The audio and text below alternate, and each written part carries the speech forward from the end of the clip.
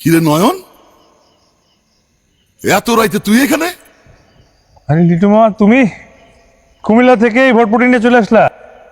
আয় খবরদার, এটা বটবটি কবি না, এটা হইলো আমার সোনা মিয়া। তুই জানোস না এটা স্যার আমি কোথাও যাই না। কিন্তু এত রাত্রে ব্যাগ নিয়ে তুই কই যাস?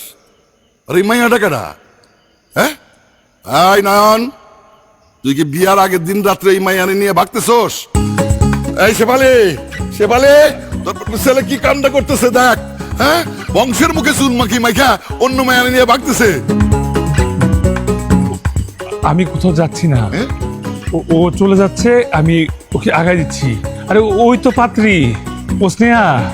হ্যাঁ, জি আসসালামু আলাইকুম মামা। ওয়ালাইকুম আসসালাম। তাহলে বিয়ার আগের দিন রাত্রে এত রাত্রে তুমি এখানে কি করতেছো? আর ব্যাগ নিয়ে তুই কই যাস? ওর ব্যাগ ব্যাগ নিয়ে আসছে, এই কিছু জিনিস ছিল আমাকে দেখাইতে, কিছু পার্সোনাল কথা, চলে যাচ্ছে। ও বুঝছি বুঝছি, বিয়ার আগে একটু পার্সোনাল কথাবার্তা, এটা বুঝাবুঝি আর দেখা দেখি, তাই না? এটা ভালো তো, এটা খুবই ভালো। আরে কথা, এটা আগে বলবি না। নতুন বউর সামনে আমি কি উল্টাপাল্টা কথাবার্তা বললাম? বৌমা, তুমি কিছু মনে করো না, এটা খুবই জরুরি। বৌমা, তোমার বাসা কই? জি মামা, সামনে এখানে। সামনে কোথায়? খিলক্ষেত মামা। সে তো অনেক দূর, আর এত রাতে তো কোনো কাক পক্ষীও নাই, হাইটা যাবে নাকি? এই নয়ন, তুই সোনা মিয়ারে নিয়ে যায় সেরা বৌমারে সসম্মানে তার বাড়িতে পৌঁছায় দে। চালাইতে পারোস? পারি পারি।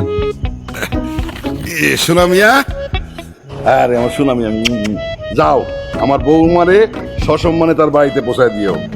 এই সাবধানে যাবি, ওর জন্য কিছু নাই, আর আস্তে চালাবি, আর আইসাই চাবিটা আমার কাছে দিয়ে দিবি।